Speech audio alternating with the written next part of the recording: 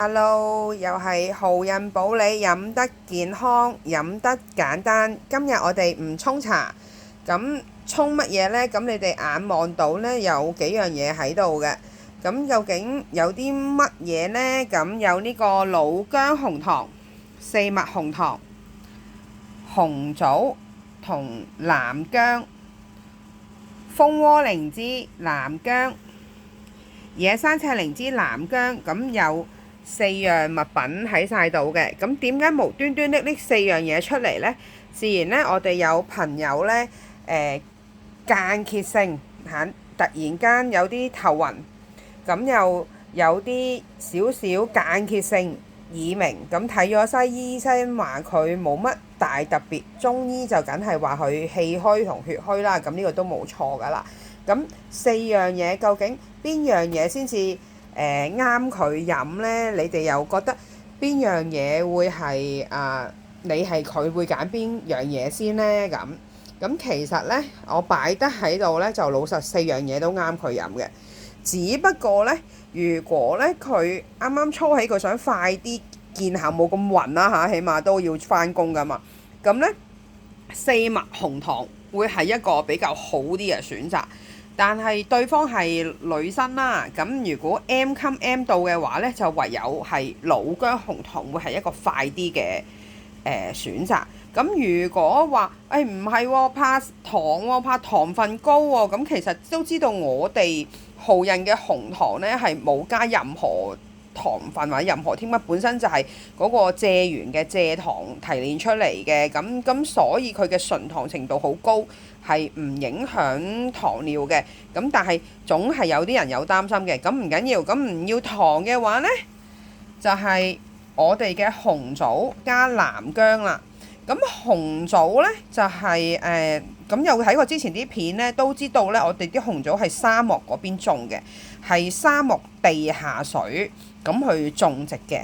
咁所以呢，擔心佢會覺得有啲寒涼，因為本身血虛氣虛，個人都會寒啲嘅。咁呢，所以我哋加南薑。南薑之前你睇過我哋啲 post 都知係藥用㗎啦。咁如果唔食糖呢，就紅棗同南薑一齊煲水或者焗水都係一個選擇。咁如果你話好啦，都好得七七八八，但係想調理甘心蒂固啲嘅，咁當然係野生蜂窩靈芝呢個比較容易啲處理啦嚇，同埋焗起嚟比較方便咁樣樣。咁亦都要知道啦，靈芝係植物，咁佢本身呢都會好似啲瓜果咁呢係帶寒涼，即係等於你食得生菜多都會寒。咁所以加埋南薑一齊呢，就混和翻呢會比較好。咁如果你話野生尤其是赤靈芝，sorry，尤其是呢個蜂窩靈芝呢，係野生唔係咁容易揾呢。咁如果你有野生赤靈芝呢，都可以嘅。咁赤靈芝加薑，咁但係我都係嗰句啦，因為靈芝呢，就始終都係植物啊。就唔同我哋保理陳皮茶有混合過，咁我都唔建議你哋長期日日飲嘅。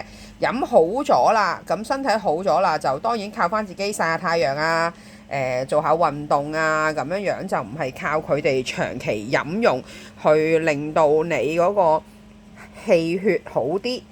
咁所以呢，我都係建議最緊要現時呢刻好啲嚇，嗰個氣同埋嗰個血氣都運行翻好啲，然後再慢慢做翻啲運動或者係食翻啲飯啊。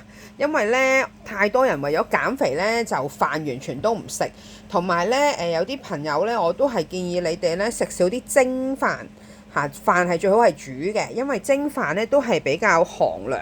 咁如果又長期捱夜，又攰又緊張，咁氣血唔好，咩踎得起身見頭暈咁呢啲都會係你食翻嚟嘅問題咁樣樣咯。咁今日呢條片呢，主要都係發現最近都比較多人有呢啲問題，咁所以我就專登拍條片嚟講述下啦。咁如果有啲朋友覺得喂，你條片講嘅嘢唔啱嘅性嘅，我要糾正你嘅冇問題嚇，咁幫忙我都希望你哋糾正我，因為始終我哋都唔係中醫牌照，只不過我哋都係想每個人飲得健康、飲得簡單，最緊要身體好，咁就樣樣都好啦。咁今日就去到呢度啦，咁多謝你哋收睇，記得豪運保你飲得健康，飲得簡單。